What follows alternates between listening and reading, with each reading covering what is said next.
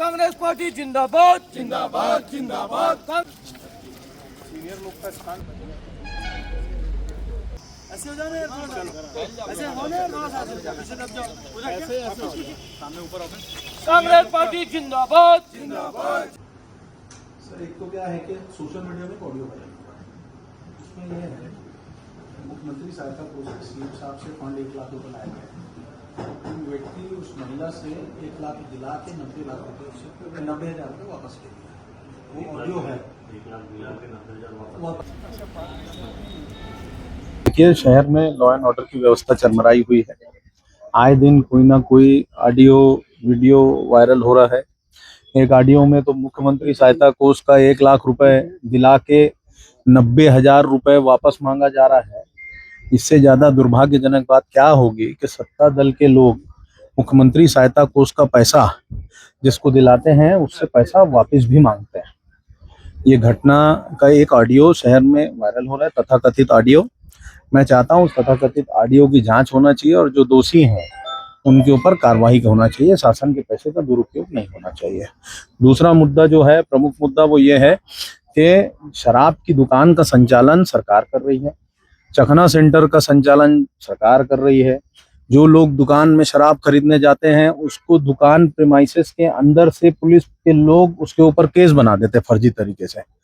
तो सरकार, पुलिस प्रशासन और आबकारी विभाग, जिला प्रशासन ये तय करे कि शराब खरीदना अगर अपराध है तो शराब की दुकान को बंद करिए। पर जो लोग ये डबल तरीके से लोगों को लूटने का काम इस सरकार में लोग कर रहे हैं, प्रशासन के लोग कर रहे हैं, उसका हम लोग विरोध करते हैं। हाल ही में एक वीडियो वायरल हुआ है जिसमें शराब भट्टी के अंदर ही कोई आदमी शराब खरीद रहा है, उसके ऊपर पुलिस ने कार्रवाई कर दी। एक तरफ चखना सेंटर भी सरकार चला रही है, शराब भी सरकार बेच रही है, और जो पी के जा रहे हैं, चला रहे हैं, उसके ऊपर भी छुप के कार्रवाई कर रही है। मेरी मांग है कि जिला प्रशासन, पुलिस प्रशासन एक साथ बैठे और ये चखना सेंटर वाली पद्धति को बंद करे। जब तक ये चखना सेंटर बंद नहीं होगा, ड्रिंक एंड ड्राइव के केस कम नहीं होंगे, लोगों को जान माल का नुकसान नहीं होगा। खाली कार्रवाई कर देने से, औपचारिकता करने से ये व्यवस्था सुधरेगी नहीं। शराब भी बेच आप रहे हो, पिला भी आप रहे हो और कार्रवाई भी आप कर रहे हो, इससे लोगों में आक्रोश है। और छुप छुप कर जो पुलिस प्रशासन कार्रवाई कर रहा है, खुलकर करे। जो तीसरा हम लोगों का विशेष बात रही कि शहर में आपराधिक घटनाएं बढ़ रही हैं, उस पर नियंत्रण होना चाहिए।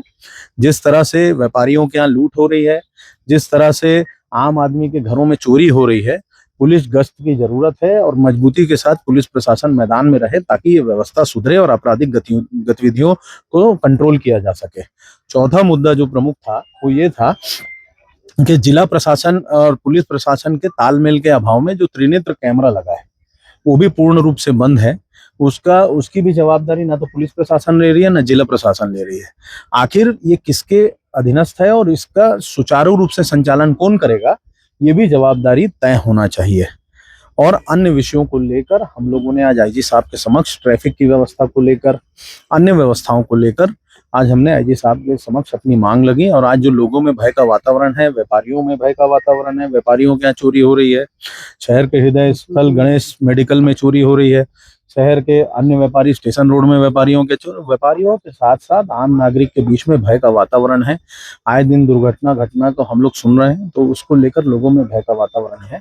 उनके खिलाफ कार्रवाई होना चाहिए, चोरों के खिलाफ कार्रवाई होना चाहिए और जल्द से जल्द सख्ती के साथ में इस व्यवस्था को सुधार करना चाहिए ताकि व्यापारी और आम नागरिक अपने आप को सुरक्षित महसूस कर सके।